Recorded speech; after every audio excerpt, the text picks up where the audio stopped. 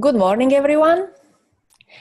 This is the first video of the series that I have been promising in my previous emails, and it's an interview with people who live their passions, who live their dreams, who made a lot of changes, and who followed their intuitions and their dreams and passions. And today I will talk to Sylvia Salow, who is a public author, speaker, author of the books, and life coach. And I would like now you, Sylvia, to introduce yourself and tell our audience what you are doing and what you are focusing on. Thank you, Lubica. Thank you for the introduction. I specialize actually in two things. One is I'm helping people to let go of their fears, patterns, and limiting beliefs they have that keep them living the lives that they don't want to live. And the second is that I help them to connect with their own inner guidance. Mm-hmm. And I do this in my workshops. I do this in public speaking and in life coaching. And I've been coaching for 5 years now, but actually I've been coaching ever since I remember, without even knowing what coaching means, because I was coaching my family, my friends, their friends. And then in time, I realized that this is something I can do as a profession. Prior to that, I was also working in marketing and HR for multinational companies. But I wasn't there so happy, so satisfied, because this is not my life calling, and I knew it the whole time when I was there. So I knew it was just for some period of time to get some experiences, and especially I needed something to pay my bills. And then when the time is ready, I just left, and now I fully focus on my business. And tell me, how did you actually get to know what your calling is, and how did you know that what your passions are? I think that everyone somewhere deep inside knows what their passion is and what their life calling is. It's just that we don't allow ourselves to feel it and to admit it for ourselves, because it's very difficult to say, I want this and I will do it, because there is such a big resistance from our environment, from the society, that we keep ourselves playing small in life. And this was definitely my case. So I always known it. I've been always interested in why people are unhappy and how it can be changed. I wanted to know how I can find inner peace every day, not just sometimes, but every day, and how I can live fulfilled. And then I wanted the same thing for others. So this has been always there, but it took me many years before I allowed myself to do it fully. So what has been holding you back, or why you actually didn't pursue your dreams earlier? Well, it was expectations of others, and I wasn't able to say no and my opinions, because I had people in my life that they meant the best for me, but it wasn't what I wanted for myself. And I had this inner struggle. What should I do? Is it me who is like idealistic and want to do something that doesn't make sense and I will end up being a failure? Or is it them and I should just do what I feel deep in my heart? And there was this inner struggle ever since I remember, because my life calling was very strong for me, always. I had it already when I was like 8 years old. I knew what I wanted to do, but I didn't think I can do it, because others wanted me to study traditional things like law or business, which I studied both actually. In business, I have 2 master programs, but it's not what my soul wanted. So it's when the other people tell you what you should be doing, this is one of the most terrible things, because then you think that you should listen to them. If you don't find the strength within yourself, you can end up living a life of someone else, even like whole life. Some people wake up when they are 50, 60. Some people never wake up, but I believe that almost everyone lives a little different life than they would want it in their wildest dreams. But I also believe that we are here to live what we feel deep inside. This is the very reason why we were born. So. And you believe that everyone knows what his dreams and passions really are? I think everyone knows it when they connect to their own feelings and intuition, which doesn't mean that it's easy, and it doesn't mean they know it consciously. Because it's buried under all these beliefs of what we should be. And there are so many fears and expectations that it's very difficult to get into it. Because we are also told that it's not fine to be connected to your feelings, because you should be rational, you should follow to-do list, you should do this takes 5 years to study this, then you find a job, and so on. So we have our life scheduled, which disconnects us from what we feel, but somewhere down deep we know it. Then there is a question how to get to this knowing, but I believe it's there for everyone. That's very nice. And why would you think that people should live fully? Why, in your opinion, we all should really do what we are meant to do, what we are passionate about? How do you see that? There are a few reasons. One, as I said, I believe that we were born to do something unique, something that is nature for us. It can be similar to someone else's calling, but we do it uniquely to us. And when we do it, when we allow ourselves fully do what we want, then we positively motivate and inspire other people to do the same. It's like giving them a permission. It's like saying, I am happy, I can do this, and you can do the same. So without even telling them anything or without trying to change them, we live by example. And this inspires more than anything else. That's true, and that's something that when I do my workshops, where people actually come to realize and define what their passions are, so when they leave, they are very clear about what they should do, what kind of action steps they actually should go, on what journey, and what are the steps to go for and cross the bridge towards the passions. And it's not that they will only feel better.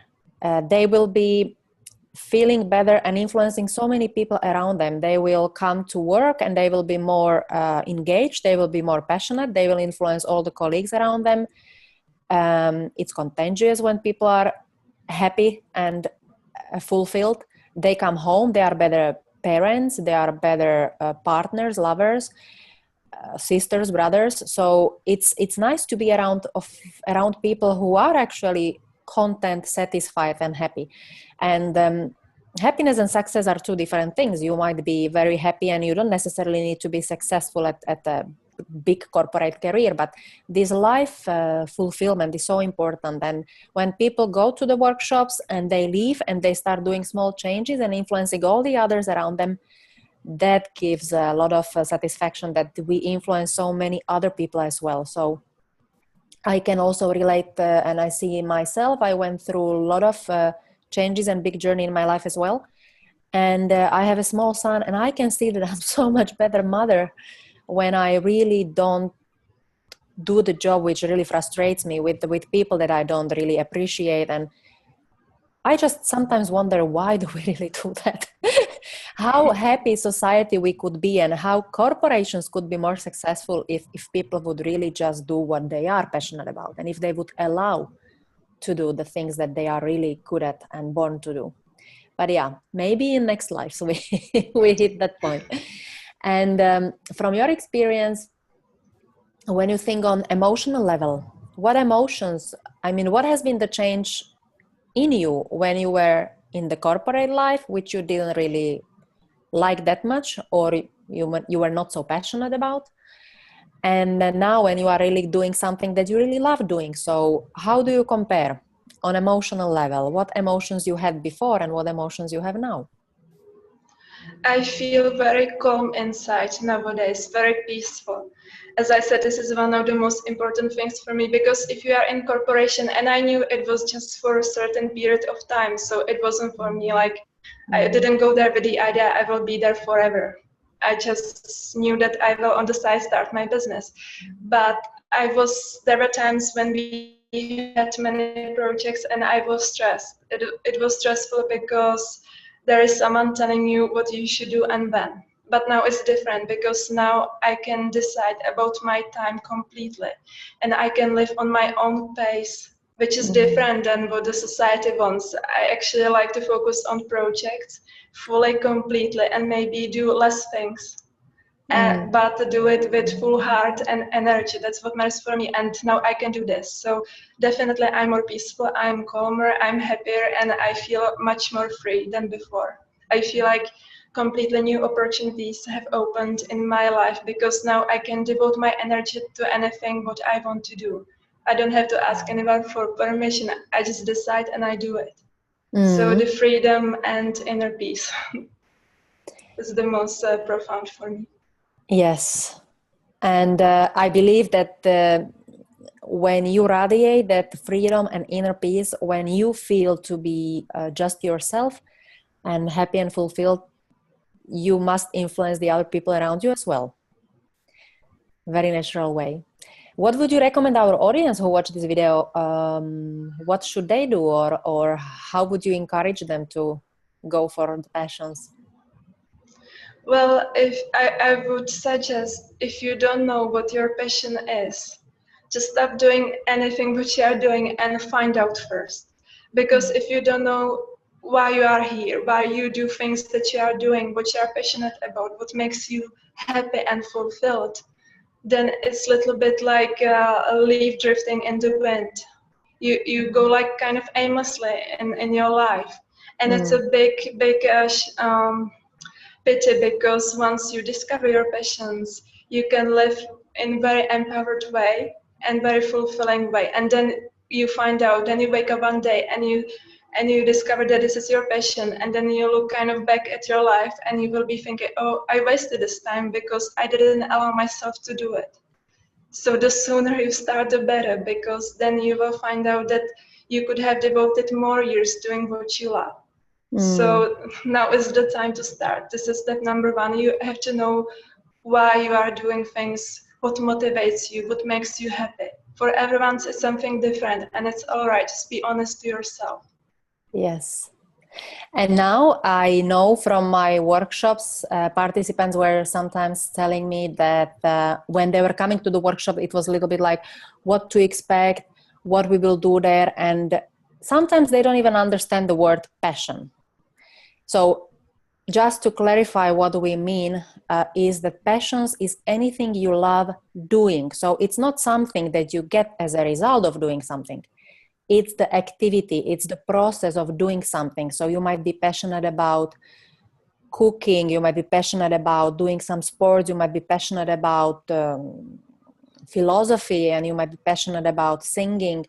And so it's activity which it's like enthusiasm, but much more than enthusiasm. Simply you love doing it, you want to invest time into it. Many people invest even a lot of money into their passions, so it's even more than just a hobby. But it's activity which you really love doing, which brings you nice feelings, which gives you something extra. And because people are sometimes lost, like what my passions are, I don't know.